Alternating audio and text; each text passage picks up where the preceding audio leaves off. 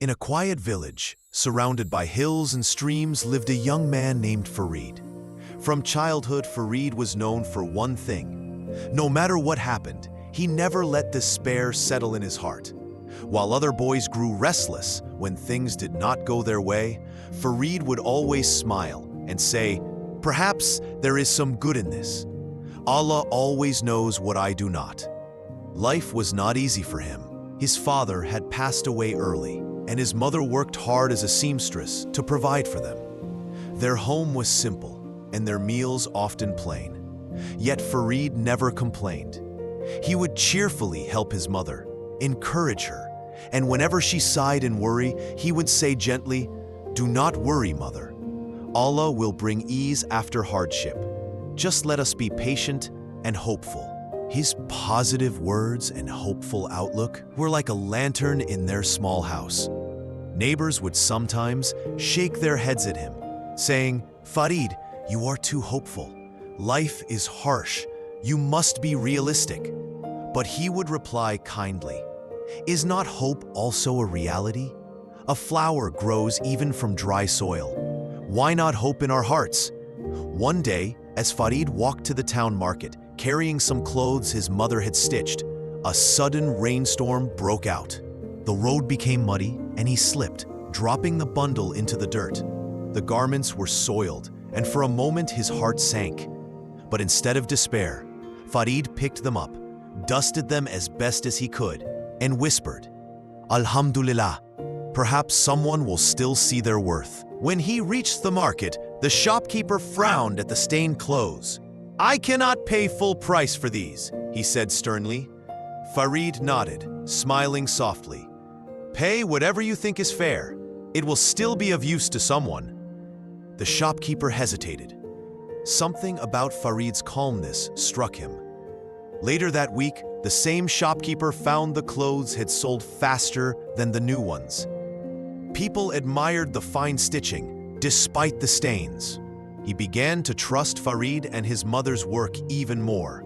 Over time, Farid's name spread, not because he was the richest or the strongest, but because people found comfort in his words.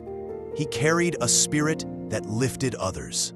If a farmer's crops failed, Farid would sit with him and say, "The soil that rests this season will yield stronger next season."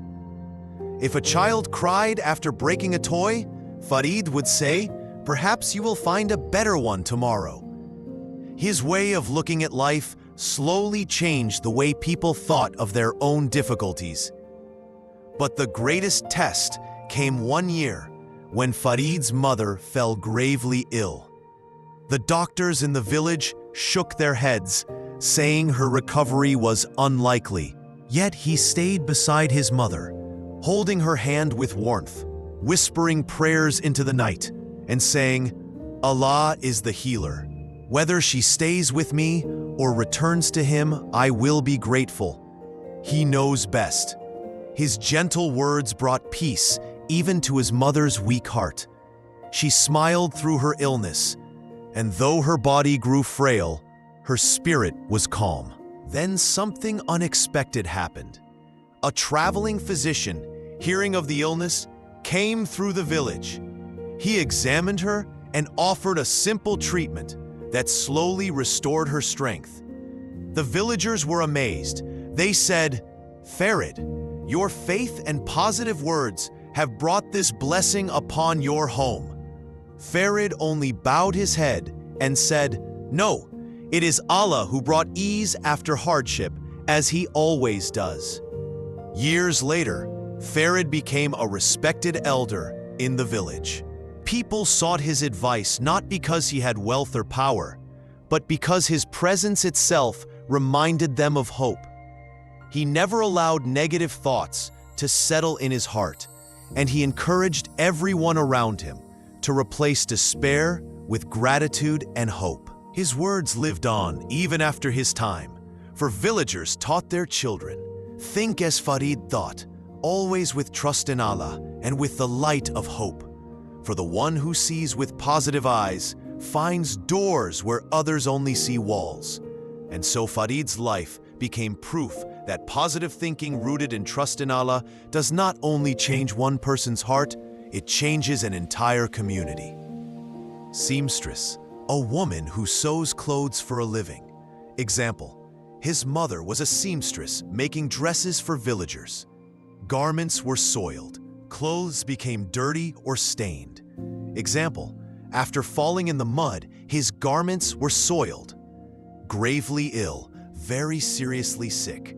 Example, the doctor said the old man was gravely ill and needed rest. Despair, a strong feeling of hopelessness. Example, she did not fall into despair when she lost her job. Sternly, in a serious or strict way. Example, the teacher spoke sternly to the noisy students.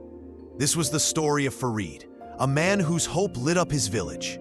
If this story touched your heart, don't forget to like, share, and subscribe. Stay connected for more inspiring stories only on Transforms by Sajjad.